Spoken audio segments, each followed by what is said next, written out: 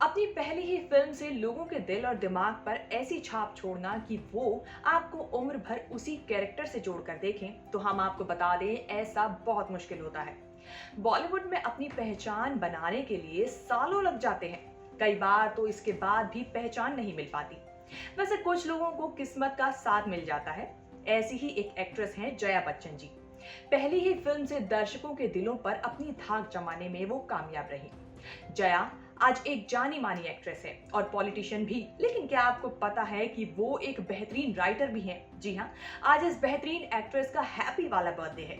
तो उनके बर्थडे के इस खास मौके पर हम जानेंगे उनकी लाइफ से जुड़े कुछ इंटरेस्टिंग किस्सों के बारे में। तो चलिए शुरुआत करते हैं इस रिपोर्ट के साथ।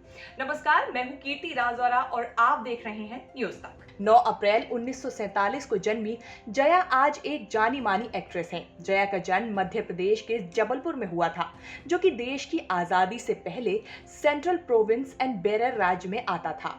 ये जगह उन राज्यों से बनी थी जिन्हें अंग्रेजों ने मराठों और मुगलों से जीता था। वहीं जया के पिता उस समय के जाने माने जर्नलिस्ट तरुण कुमार भादुड़ी उर्फ सुधांशु भूषण थे, जो आजादी से पहले एक पॉलिटिशियन थे और बाद में एक जर्नलिस्ट बन गए। बात करें उनकी मां इंदिरा की, तो वो एक होम मेकर थी। जया ने अपनी स्कूली पढ़ाई भोपाल के सेंट जोसेफ कॉन्वेंट स्कूल से पूरी की। जया बच्चन बचपन से ही खेल कूद में आगे थी और इसका रिजल्ट भी उन्हें देखने को मिला। 1946 में उन्हें रिपब्लिक डे के मौके पर देश के प्रधानमंत्री के हाथों एनसीसी की बेस्ट कैडेट होने का अवार्ड मिला। जया ने बचपन से ही भरतनाट्यम की ट्रेनिंग ली। हायर सेकेंडरी की पढ़ाई पूरी करने के बाद उन्होंने पुणे के फिल्म इंस्टीट्यूट में एडमिशन लिया।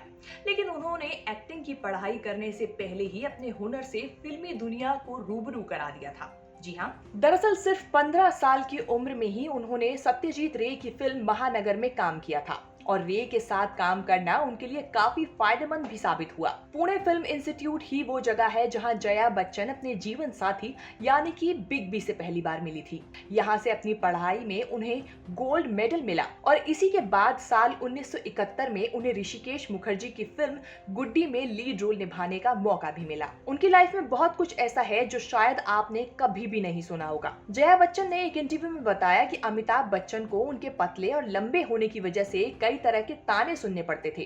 पुणे के इंस्टीट्यूट में तो उन्हें कई लोग छड़ी और लंबू कहकर बुलाते थे। हालांकि जया को इस बात का बुरा लगता था। एक इंटरव्यू में उन्होंने बताया कि वो अमिताभ को उनके पिता के नाम से यानी कि हरिवंश राय बच्चन के नाम से ही जानती थी। वहीं अमिताभ ने भी इस बारे में कुछ किस्से शेयर किए थे। उन्होंने बताया था कि पहली बार उन्होंने जया को एक मैगजीन के कवर पेज पर देखा था। उन्हें भी पहली बार में ही अपनी ड्रीम गर्ल मिल गई थी। दरअसल अमिताभ को एक ऐसी लड़की चाहिए थी जो मॉडर्न भी हो और घरेलू भी, और ये दोनों ही खूबियां उन्हें जया में मिल गई थी। ऐसा कहा जाता है कि फिल्म गुड्डी में पहले अमिताभ बच्चन को कास्ट किया गया था, लेकिन एक के बाद एक कई फ्लॉप फिल्मों के चलते कोई डायरेक्टर उन्हें अपनी फिल्म में नहीं लेना चाहता था। 1969 से 1972 तक अमिताभ ने 12 फ्लॉप फिल्में और 2 हिट फिल्में दी थी, तो वो मुंबई छोड़कर जा रहे थे। लेकिन फिल्म जंजीर के लिए उन्हें साइन किया गया और ये फिल्म सुपर हिट साबित हुई। इस फिल्म को सेलिब्रेट करने के लिए अमिताभ और जया लंदन जाना चाहते थे, लेकिन अमिताभ बच्चन के पिता ने तब साफ कह दिया कि अगर आपको लंदन जाना है तो पहले जया से शादी करनी होगी, फिर चले जाना भले ही लंदन। बस अपने पिता का कहना मानते हुए अमिताभ बच्चन ने जया से 3 जून 1973 में शादी कर ली। दोनों ने जंजीर से पहले फिल्म बंसी बिरजू में साथ काम किया था।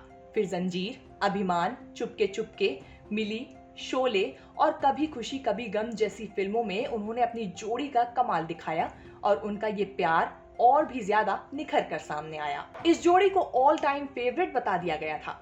वहीं इस जोड़ी के बीच एक ऐसा टाइम भी आया जब दोनों के रिश्तों में कुछ खलिश महसूस होने लगी।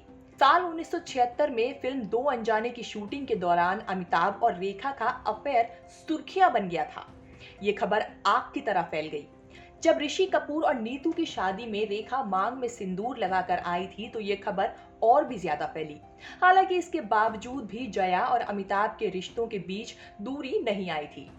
जया एक एक्ट्रेस हैं और एक पॉलिटिशियन भी, लेकिन क्या आप जानते हैं कि वो एक राइटर भी हैं? जी हाँ, अमिताभ की एक ब्लॉकबस्टर फिल्म में सबसे बड़ा हाथ जया बच्चन का रहा है। अमिताभ बच्चन की साल 1988 में ब्लॉकबस्टर फिल्म शहंशाह आई थी। इस फिल्म का डायलॉग रिश्ते में तो हम तुम्हारे बाप लगते हैं, लेकिन नाम है शहंशाह।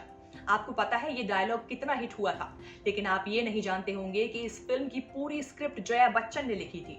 जहां अमिताभ बच्चन के करियर में ये फिल्म मील का पत्थर साबित हुई थी।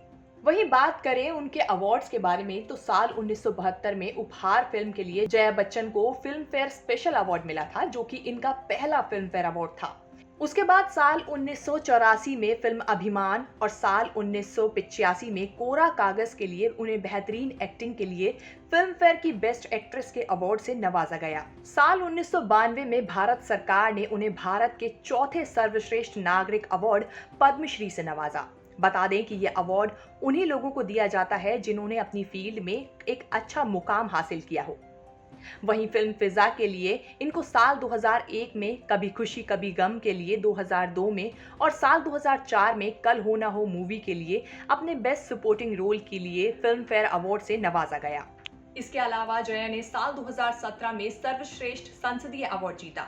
ये अवार्ड उन्हें पॉलिटिक्स क्षेत्र में उनके काम करने के लिए दिया गया था। बता दें कि जया बच्चन समाजवादी पार्टी की सदस्य हैं।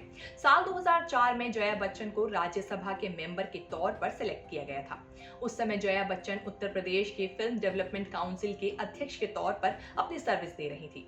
कांग्रेस के विरोध के कारण भारत के राष्ट्रपति ने जया बच्चन को राज्यसभा मेंबर के पद से उस समय इस्तीफा देने के लिए कहा, जिसकी वजह से जया को बीच में ही अपना कार्यकाल छोड़ना पड़ा। हालांकि वो अभी भी राज्यसभा की मेंबर हैं। और अगर आपको हमारी ये रिपोर्ट पसंद आई हो तो इसे शेयर जरूर करें, इस पर कमेंट करें और साथ ही ऐसी और स्टोरीज के बारे में जानने के लिए हमारे साथ जुड़े रहें।